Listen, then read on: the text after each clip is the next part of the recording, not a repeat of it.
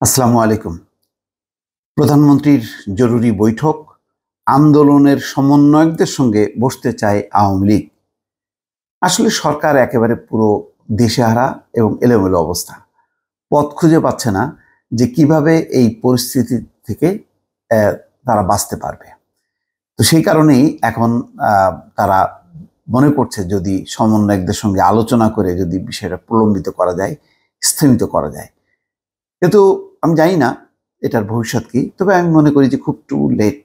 কেন যেভাবে সমন্বয়কদের প্রতি আচরণ করা হয়েছে, সবকিছু বাদ দেন, যেই সমন্বয়কদেরকে 6 থেকে 7 দিন ডিবি অফিসে অবৈধভাবে আটকে রাখা হলো, যিনি আটকে রাখলেন সেই ডিবি হারুন, তার কি কোনো বিচার শাস্তি হয়েছে? তাকে প্রমোশন দিয়ে আরেক জায়গায় বদলি করা হয়েছে। কিন্তু এই যে তারা যে সমন্বয়কদের সঙ্গে মশকরা করলেন, শারীরিক মানসিক নির্যাতনটা করলেন, খাওয়ানোর দৃশ্য ভিডিও করে প্রচার করলেন, আন্দোলন প্রত্যাহার করালেন, তাদেরকে যেভাবে হেনস্থা করা হলো, অপদস্থ করা হলো, তার বিচার কি হলো? বিচার হয়নি।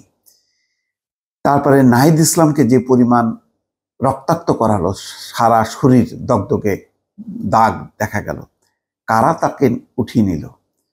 আরেকজন সমন্বয়ক, তাকে 3-4 দিন ইঞ্জেকশন দিয়ে অচেতন রাখা হলো। এইগুলির বিচার, দৃশ্যমান কোনো অগ্রগতি। তারপরে এই যে মন্ত্রীদের বালখিল্য আচরণ, যার কারণে পরিস্থিতি পুরো এলোমেলো হয়ে গেল, এতজনের প্রাণহানি। তো দৃশ্যমান কোনো অ্যাকশন ছাড়া মানে এই ছাত্র নেতারা নিজেরা নির্যাতিত হলো, তার অসংখ্য সহকর্মীরা মৃত্যুবরণ করলো, কারাগারে গেল। সেইগুলির ব্যাপারে কোনো রকম পদক্ষেপ ছাড়াই তারা আলোচনা করবে, এটা আমার বিশ্বাস হয় না। যাই হোক, এখন যেটা হলো যে চলমান আন্দোলনে সাধারণ ছাত্রদের প্রতি যত্নবান, সহনশীল থাকার পরামর্শ দিয়েছেন বা নির্দেশনা দিয়েছেন প্রধানমন্ত্রী। আর সভাপতি মণ্ডলীর সদস্য অ্যাডভোকেট জাহাঙ্গীর কবির নানক, যুগ্ম সম্পাদক মাউল হানিফ, কৃষিবিদ আফম বাহাউদ্দিন নাসিম, এই 3 জনকে দায়িত্ব দেওয়া হয়েছে। তারা আওয়ামী লীগের নেতৃত্বাধীন 14 দলীয় জোটের সিনিয়র নেতাদের নিয়ে টিম গঠন করে আন্দোলনের সমন্বয়কদের সঙ্গে আলোচনা করবেন। এখন 14 দল খুব দরকার পড়তেছে তাদের। মাঝখানে তো 14 দল, এদেরকে কোনো মানুষ বলেই গণ্য করেনি। যাই হোক, শুক্রবার রাতে গণভবনে আওয়ামী লীগের সিনিয়র নেতাদের সঙ্গে জরুরি বৈঠকে দলীয় সভাপতি এই নির্দেশনা দেন। বৈঠক সূত্র যুগান্তরকে এসব তথ্য নিশ্চিত করেছে। বৈঠকে উপস্থিত ছিলেন Obaidul Quader, doctor Mostafa Jalal Mohiuddin, advocate Kamrul Islam, advocate Jahangir Kabir Nanak. এই যে কামরুল ইসলাম, সেই দিনও বলছে যে যারা আন্দোলন করছে তারা নাকি রাজাকারের বাচ্চা। আচ্ছা, আইনমন্ত্রী আনিসুল হক, মাউল হানিফ, আফম বাহাউদ্দিন নাসিম, ডাক্তার দীপু মনি, মির্জা আজম, শিক্ষামন্ত্রী মহিবুল হাসান চৌধুরী নওফেল, শিক্ষা প্রতিমন্ত্রী শামসুন্নাহার চাপা, তথ্য প্রতিমন্ত্রী মোহাম্মদ আলী আরাফাত, দপ্তর সম্পাদক ব্যারিস্টার বিপ্লব বড়ুয়া প্রমুখ। এদিন স্বরাষ্ট্রমন্ত্রী আসাদুজ্জামান খানও গণভবনে প্রধানমন্ত্রীর সঙ্গে দেখা করেন। সূত্র বলছে যে বৈঠকে চলমান কোটা আন্দোলন নিয়ে কথা হয়। এ সময় বলা হয়, আমরা ছাত্রদের দাবির সঙ্গে একমত, ছাত্রদের কোটার দাবি মেনে নেওয়া হয়েছে।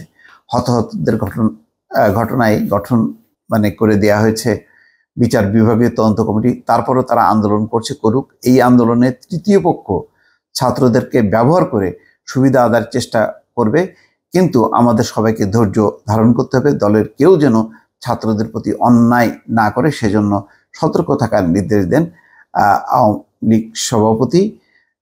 একই সঙ্গে পাড়া মহল্লায় সতর্ক থাকার পরামর্শ দেন তিনি।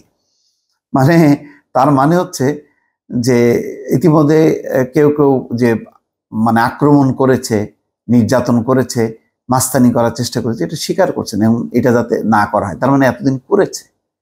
এখন এদের দাপট, শক্তি এবং সাধারণ মানুষের ইনভলভমেন্ট দেখে তারা এখন ডিফেন্সিভ একটা পজিশন নিয়েছে। এর আগে পর্যন্ত অফেন্সিভে ছিল, যার ফলে পরিস্থিতি অনেক ঘোলাটে হয়েছে। সব মিলিয়ে অনেক লেট, অনেক দেরি। এইটার সমাধান কিভাবে হবে আল্লাহই মালুম। ভালো থাকবেন। আল্লাহ হাফেজ।